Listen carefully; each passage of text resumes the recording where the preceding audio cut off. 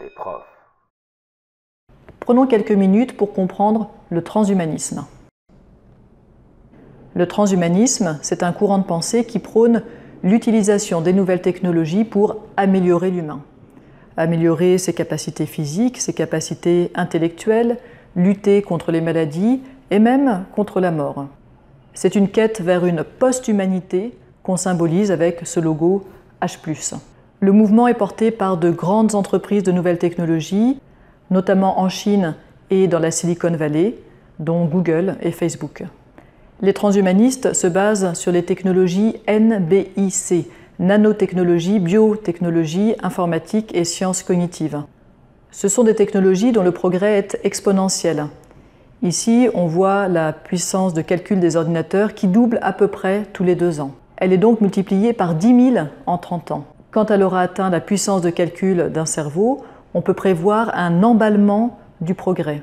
Et on appelle ce moment d'emballement la singularité. Au-delà de cette singularité, l'intelligence artificielle prendrait la main sur le progrès. Elle s'auto-améliorerait avec un rythme de plus en plus rapide, créant une explosion de l'intelligence. C'est sur l'hypothèse de cette singularité que comptent les transhumanistes pour une amélioration radicale de l'homme. Ray Kurzweil est un scientifique, aujourd'hui directeur de recherche chez Google. C'est un des porte-parole du mouvement transhumaniste et un des spécialistes de la notion de singularité. Il est souvent assez critiqué pour sa radicalité. Alors clairement, son projet à lui, c'est de ne pas mourir. Et pour ça, il faudrait que la singularité arrive assez vite, tant qu'il est encore en vie. Il est possible que vous soyez en train de vous dire « moi, j'y crois pas du tout ». Et je voudrais prendre le temps de voir avec vous les principales objections que vous pouvez avoir et ce qu'en disent les philosophes et les scientifiques qui réfléchissent à ces questions. En fait, qu'ils soient opposants ou partisans, ils prennent en tout cas très au sérieux les projets transhumanistes. Alors d'abord, est-ce qu'il n'y a pas une limite technologique? On connaît quelque chose qui fonctionne encore beaucoup mieux que tout ce qu'on a créé technologiquement, c'est le cerveau humain. Or, des cerveaux humains, on en fabrique biologiquement. Eh bien, la limite, elle est au moins là et probablement bien au-delà. Attends, on ne peut pas comparer la puissance de calcul d'un ordinateur avec l'intelligence humaine.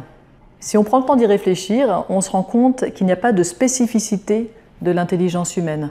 Mais c'est un vaste sujet et s'il vous intéresse, je vous encourage fortement à écouter le débat sur cette question entre les youtubeurs Monsieur Phi, philosophe, et Science for All, scientifique. Mais il n'y aura pas une pénurie d'énergie? L'énergie solaire est illimitée. Et d'ailleurs, un cerveau humain ne consomme qu'une vingtaine de watts. Ou une catastrophe écologique, ou une catastrophe démographique, on sera capable de soigner la planète et de régler les problèmes liés à la surpopulation, en supposant qu'on fasse les progrès nécessaires avant les catastrophes en question.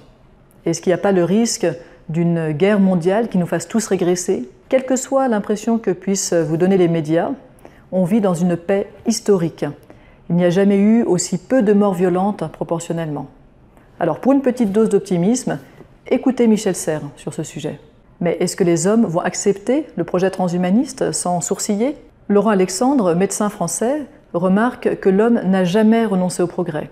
Sauf à la bombe atomique, mais qu'en médecine en tout cas, on a toujours appliqué les innovations. Il faut dire aussi qu'on subira une pression sociale. Si le fils de mon voisin a une puce qui lui permet de ne pas avoir le cancer, vais-je refuser à mon propre enfant d'avoir cette même puce?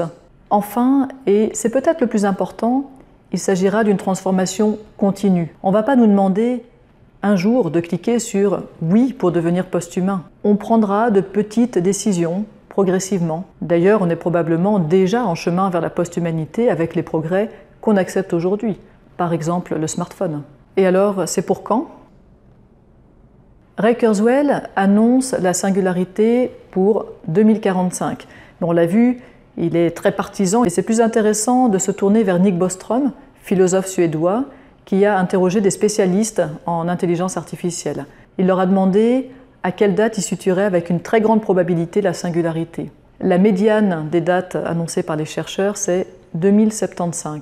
Alors si ça ne nous concerne pas, nous, directement, ça concerne probablement nos élèves. D'accord, et est-ce qu'il faut s'inquiéter? Sans aucun doute, oui. Et pour plusieurs raisons. Pour des raisons éthiques, bien sûr. Par exemple, la question de l'eugénisme qui sera un des moyens pour les transhumanistes d'arriver à leurs objectifs. Et à ce propos, Laurent Alexandre fait remarquer qu'on pratique déjà une forme d'eugénisme avec le dépistage quasi automatique de la trisomie 21. À nouveau, il faut se rendre compte que le transhumanisme n'implique pas un grand changement brutal, mais des petits changements progressifs dans lesquels on est déjà engagé. On peut s'inquiéter aussi de la récupération des progrès par l'armée, de la surveillance de notre santé qui va à l'encontre de notre liberté, ces inquiétudes étant renforcées par la difficulté qu'on aura à légiférer. Luc Ferry, philosophe et homme politique français, explique que mettre un cadre réglementaire se heurtera à 3 difficultés. D'abord, que ça va très vite, d'autre part que c'est très technique, et enfin que c'est mondial. Ah oui, une toute petite raison encore de s'inquiéter, la fin de l'humanité.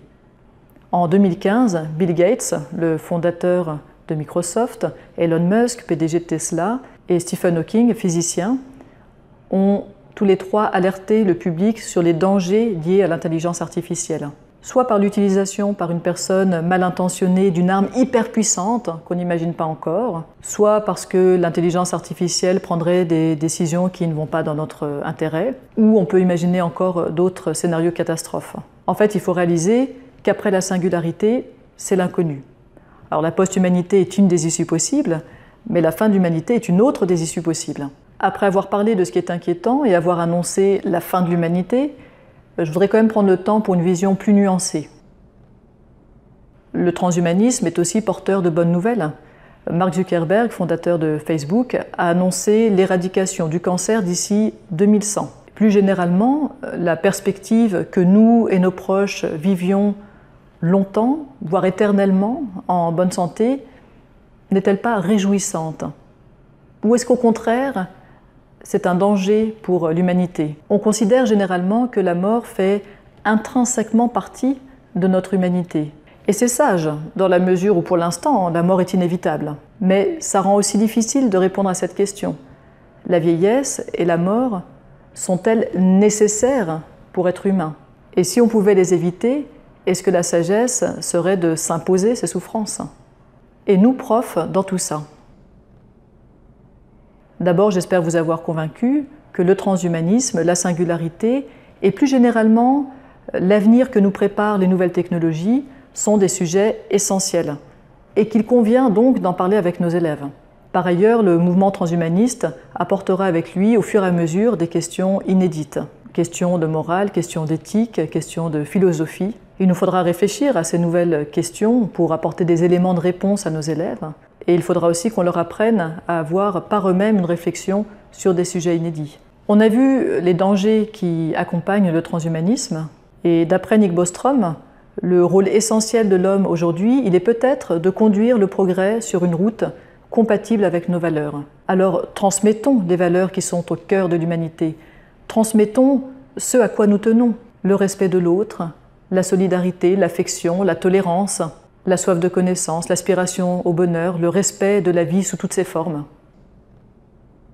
On vit une époque extraordinaire. On a probablement déjà amorcé une révolution dont l'envergure nous dépasse. Alors soyons optimistes, parce que ça pourrait être formidable, mais soyons surtout prudents et confrontons toujours nos choix à nos valeurs et ne cessons jamais de nous poser des questions.